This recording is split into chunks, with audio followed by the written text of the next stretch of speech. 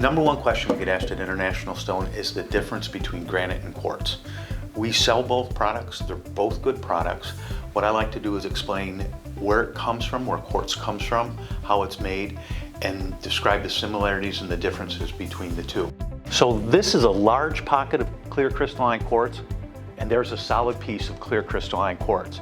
Now what they did is they took, in there are areas of the world where they mine out large quantities of those clear crystals. They take them, usually by rail car, to a factory. They grind them up, and in the case of these two guys, what I like to show people is this is a piece of Corian quartz by Dupont. What they did to make this quartz slab is they took those clear crystals, ground them up. They made 4 separate bags of clear crystals, and in the case of this, if you look closely, you'll see that they tinted one bag black, they tinted one bag yellow, there's a bunch of green in there, they tinted one bag green, and if you're to look closely, you'll actually see some of them were left clear. Then they mixed it all up in a tumbler or a hopper so that they were evenly dispersed with the color. They put a resin or a glue into those crystals in a mold. They took heat and pressure and they turned those clear crystals, now colored, into a slab of material. That's how they make a slab of quartz. So because every single slab of quartz is made from a mineral that's in almost every single piece of granite, their properties, their physical properties, overall durability, heat resistance, scratch resistance, even stain resistant, is almost identical.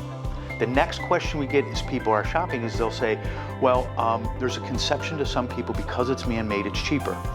It's actually not. There's more overhead associated with taking those crystals out of the ground to a factory, processing them by grinding them up, coloring them, adding glue to them, and turning them into a slab, than to take a block of stone, which is about the size of a van, about 6 by 6 by 10 feet long.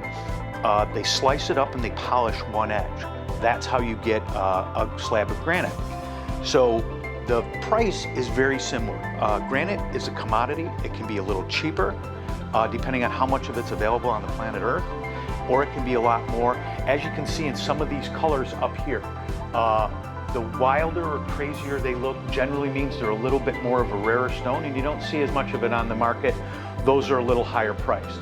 The more symmetrical looking stones, like these ones that we have over in this area here, there just tends to be more of those on the market, therefore, hence they're cheaper.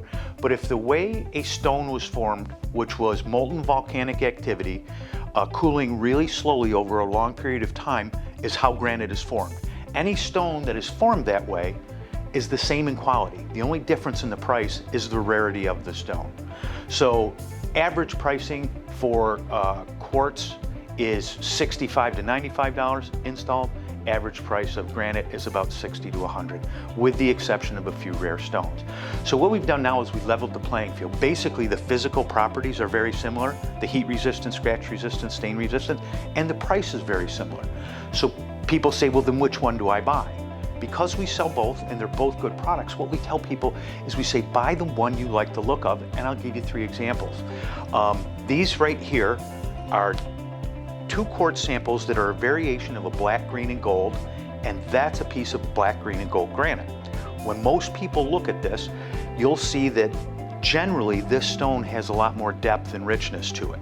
Okay, most people, if they're looking for black, green, and gold, would buy this stone. This is a speckly 1st generation quartz. They've gotten much better at making the newer quartz look a lot more like granite. So where this was real speckly, now you can see this looks actually a lot more like a piece of granite to most people when they see it by itself.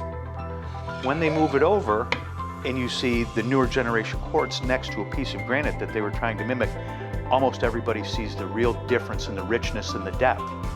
Those are 2 examples of why you would buy granite. The other side of the design palette is white. There is no such thing as white granite. That's where I say quartz comes into play. They can tint those crystals pure white, and if you look, we'll show you all those samples. If you want a white stone, quartz is the only way to go.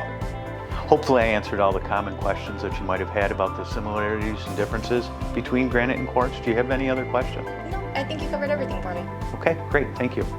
At International Stone, you don't buy from samples on the wall. Everything you buy here is live inventory. If you pick a natural product, you'll actually pick the exact slab that'll go into your home the one that will cut and position to go into your house. The reason we have live inventory is to show that these are the exact same stone out of the same quarry on the same day. As you look at them, the grain structure is very similar. One is a grayer and one is a browner tone, but the grain structure is similar. Next sample here, this is Delicatus. Same grain structure, one's white, one's yellow. They look like two different colors, but it's the same stone out of the same quarry. Go down to the end here, and this is called Typhoon Bordeaux. All 4 of those variations of Typhoon Bordeaux were sent to us as the same stone. So if you were to order one that looked like this, and we put one in your house that looked like this, you would probably have a problem with it. So that's why everything that you buy at International Stone, if it's a natural product, you buy it from live inventory outside in our parking lot and our large enclosed 6,000 square foot showroom, as opposed to buying from a sample on a wall.